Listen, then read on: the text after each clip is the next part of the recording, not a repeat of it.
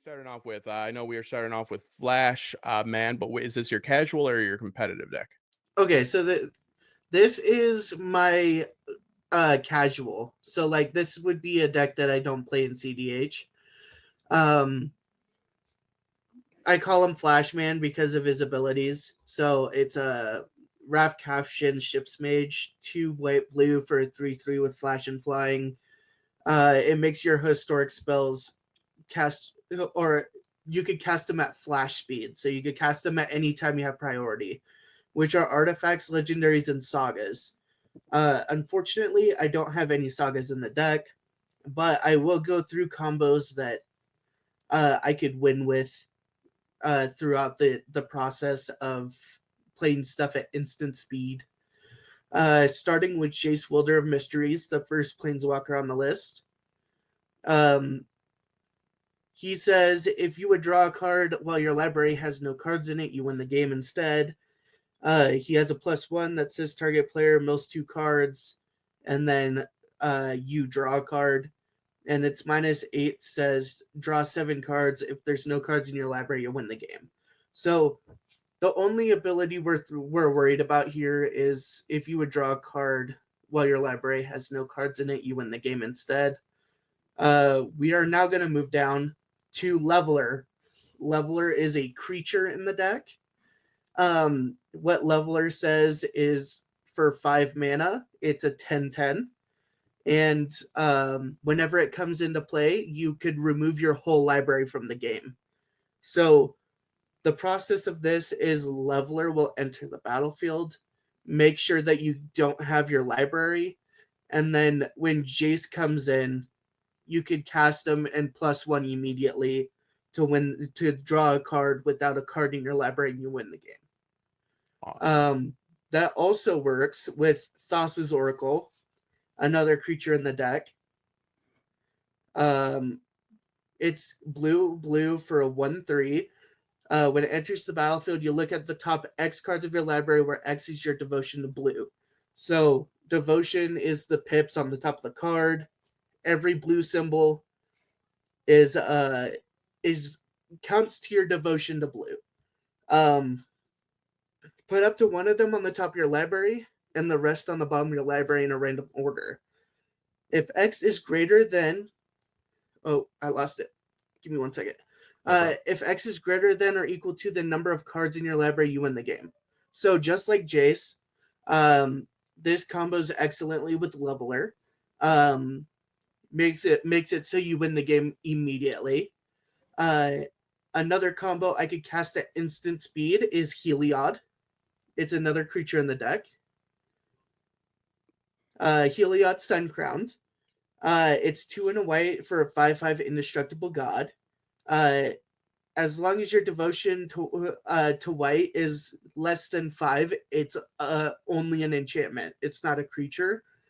And whenever you gain life, you put a +1/+1 counter on target creature or enchantment you control. You could also pay a colorless and white to have another creature gain lifelink until end of turn. This combos excellently with Walking Ballista, another creature in the deck.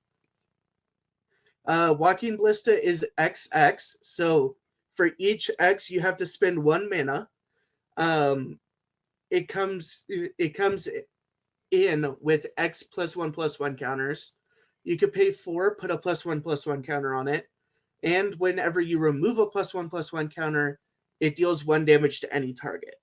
So the way this combos together is if Walking Ballista has 2 counters on it, no matter how you get there, you could cast it for 4, or you could cast it for 2 in an early turn and pay 4 to put a counter on it, whatever that is. But as long as Walking Ballista has 2 counters on it, and you activate Heliod's ability to give it lifelink, you can remove the +1/+1 counter to deal a damage to your opponent. Because it has lifelink, you gain life, and then you could put another +1/+1 counter on Walking Ballista. Can I do a noob question? Yeah. Sweet. That's me. So $14.99. This is the price. That is I think the most recent print. Mhm. and I actually do believe that's a Card Kingdom price. Um, I don't like Card Kingdom personally because they like to overcharge. But it's a Uh, roundabout, so people could get a roundabout, yeah, like, so pricing. so the roundabout amount, if you press cancel or close on the thing here, and you Uh-huh. scroll down a little bit, or no, just go back to Walking Ballista, Mhm. and go to its picture, and then you scroll down a little bit. You could see the TCG player price at the bottom of the screen. Okay, so it's $6.11. For Flusterstorm, but Okay, yeah, let me get back to it, yeah, my bad, yeah, Walking Ballista, for $10 Walking Ballista, it's $10.88. and So 88 cents. Gotcha, cool. Gotcha. yeah, your Card Kingdom price will always be somewhere between $4 to $3 more expensive than your TCG player price. Which is pretty cool, because that's more money, and, why would that what do you get for that more money, Zach? Absolutely nothing. Oh, that's cool, guys, you heard it So first, so yeah, that's so the reason Card Kingdom charges more is because they are pulling it like just like TCG Player, they're pulling it from a store, so like a local card store, and they're shipping it to you, but they're charging you more just for the hell of it. Oh, cool. So it's like buying it from Target and then trying to, like, sell it. Exactly. Yeah, so they don't have that's just a business. It's a business not properly set up, so let's support them. They'll get on their feet. Alright, sorry for the interruption, I thought that'd be pretty cool, and then, later on, I would like to know around about how much does this, deck cost, so people can get kind of an Oh, insight. there's well, you could see it on the screen. Uh-huh. Uh, at the bottom of the screen where the purple is on the Oh bottom of your boy, screen. I found it. Yeah, Okay, $1,600. Ha ha ha. okay. Wow, you could buy an editor Um, for that. Yeah, but other combos that you can find in this deck gotcha. is in the enchantments department, and it's going to be Intruder Alarm. Got it. So Intruder Alarm says 2 and a blue for an enchantment. Creatures don't untap during your controller's untap step. Whenever a creature comes into play, untap all creatures. So it doesn't untap any of your stuff during your upkeep, but eventually, if a creature enters, you could activate other tap abilities. And that is utilized through some of the creatures in the deck. If you go back up to the creatures, the first one is the Thraben Doomsayer. Thraben Doomsayer is colorless white for a 2/2, and you tap it and you create a 1/1 soldier. So basically, if you have this and give me 1 second, intruder alarm on the board, you basically tap the Thraben Doomsayer. You create a 1/1. The 1/1 enters, untapping the Thraben Doomsayer, and you could continue doing that infinitely until you want to stop. Nice. And that's also insane. Another example of this is in the creatures department too, and it's Steward of Solidarity. Ooh, let's see. Steward of Solidarity is 1 and a white, tap, exert, create a 1/1 warrior creature token with vigilance. So, because of Intruder Alarm, you exerting doesn't matter, because when you exert the creature, it can't untap during your next untap step. But you're not untapping on your next untap step. You're untapping with an ability. So with this specific card and um and Intruder Alarm, you just create infinite 1/1s with vigilance. Gotcha. Um let's do another combo. Both of them are in the enchantments department. Got it. The first one being energy field. I know this from one of So our videos. Go ahead. yep. So energy field is colorless and a blue.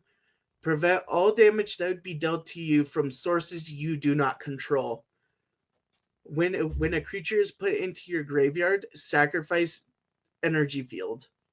So when you never sacrifice energy field if you also play rest in peace. So that's another enchantment department thing. Which we have right here. So yeah, so rest in peace says when it enters the battlefield, exile all cards from all graveyards, and if a card or if a card or token would be put in the graveyard from anywhere, exile it. So this will make it so that energy field is never sacrificed. So it is a permanent fog on your board until somebody gets rid of one of the pieces. Gotcha. So you'll never be able to take damage. 10-4. Which is the most insane thing ever. I like that. Fog of War protects it. So yeah, I like it. I'm a noob, so I'm learning. I'm putting this together. These cards, that card protects that card in white. So I'm learning here too. So yeah. And let us know in the comments below, people that are watching live, or especially the people that will watch once we cut this up and put it out there. What do you think about Zach's combos? And what do you have in your deck? So go ahead, Zach. All right. So we are actually I'm going to talk about something so I don't get absolutely blazed in the comments. Because unfortunately this is pre-ban. So this list has Jeweled Lotus and Mana Crypt in it. It's a shame. To be honest with you, I had time. I probably should have cut these pieces, but I just wasn't able to do so before the stream.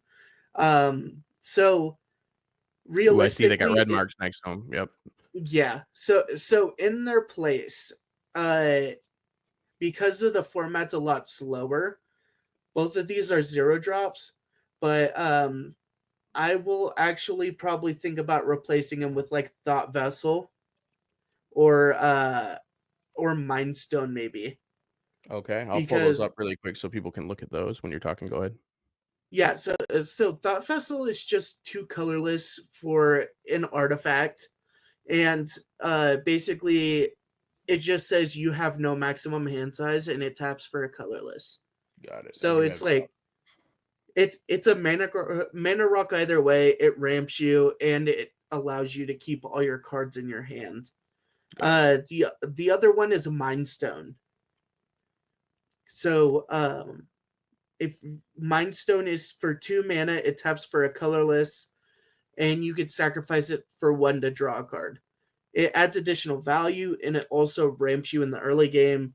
So I would say those would probably be the best 2 cards out of all the cards to probably replace the Jeweled Lotus and the Mana Crypt.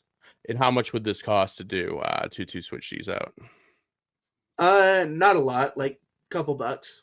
Oh, that's not bad then. So the band cards are not going to cost you that much then. So we're placing Jeweled Lotus and Mana Crypt. Those are the 2 banned. Zach is sorry for what he's done. He apologizes. I have not bought my first deck yet, but I'm getting a pre-con deck, and I don't have any banned cards in my deck. So I just wanted to let everybody know that, I don't have that problem, but it is, I guess it's a problem that other people might have as well. So, live and learn. So Zach, you can go on. You've shined light on it. You've said you're sorry.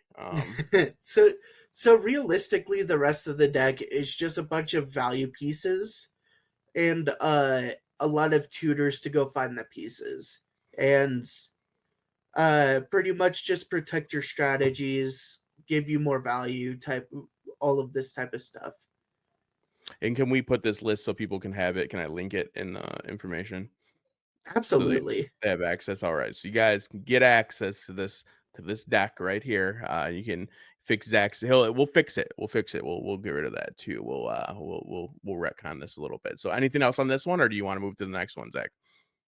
We could go ahead and move to the next one. All right, and explain the difference here really quick with Turbo Tivit we got from Nightwolf 26. Oh,